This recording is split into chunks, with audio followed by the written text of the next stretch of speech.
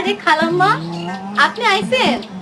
খাইছেন কেমনে কামড়ে মা?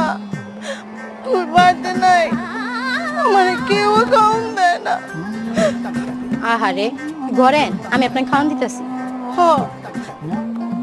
তোর কথাই খালি মনে পড়ে আর আমার খালি কান্দ না হে। তুই যাস না কেমা? জামু জামু। খামু কিরে? আমার বাড়িতে যখন ইচ্ছা তখন যাবি, তুই যা ইচ্ছা নিয়ে আইয়া খাবি। তুই আমার মেয়ে না? হ, আপনি আমার মা। এখন ঘরে চলেন, খাইবেন।